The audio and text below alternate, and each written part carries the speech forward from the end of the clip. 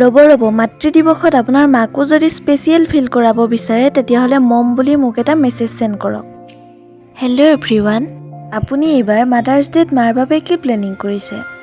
যিহেতু অহা 10 মে'ত মাদাৰ্ছ ডে' আহি আছে, এয়া এহাল ল'ৰা ছোৱালীৰ তেওঁলোকৰ মাতৃদেৱীলৈ মাতৃ দিৱস বুলি এটা সৰু উপহাৰ। এই মাতৃ দিৱসত আপুনিও পাৰিব আপোনাৰ মাক এটা এনেকুৱা ইউনিক উপহাৰ দিবলৈ। উপহাৰ কেৱল এটা বস্তু নহয়, ই এটা বিশেষ মৰমৰ স্মৃতি। এজনী মাতৃয়ে সন্তানৰ পৰা একো নিবিচাৰে যদিও আমি যদি অলপ হ'লেও উপাৰ্জন কৰিবলৈ সক্ষম, তেনেহ'লে আমাৰ জানো দায়িত্ব নাই? এই হাতেৰে গুঠা বেগটো কোনো সাধাৰণ বেগ নহয়। যদিহে আপুনি এইটো আপোনাৰ মাক উপহাৰ স্বৰূপে দিয়ে, ই আপোনাৰ মাৰ প্ৰতি থকা কৃতজ্ঞতাৰ চিন হৈ পৰে। এজনী মাতৃৰ বাবে তেওঁৰ সন্তানৰ হাতেৰে দিয়া উপহাৰতকৈ ডাঙৰ উপহাৰ আৰু একোৱেই হ'ব নোৱাৰে। যেতিয়া আমি নিজ হাতে কিবা এটা বনাওঁ, ইয়াৰ প্ৰতিটো গাঁঠিত সোমাই থাকে আমাৰ মৰম, হেঁপাহ আৰু ধৈৰ্য।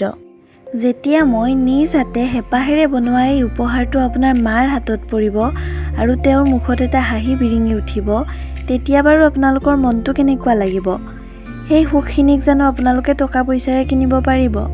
অৰ্ডাৰ কেনেকৈ কৰিব লাগে, প্ৰাইচ কিমান, এই গোটেইখিনিৰ ডিটেইলছ পাবলৈ তলত দিয়া নাম্বাৰত এটা মম বুলি মেছেজ চেণ্ড কৰক আৰু আজিয়ে অৰ্ডাৰ কনফাৰ্ম কৰি আপোনাৰ মাক বিশেষ অনুভৱ কৰাওক।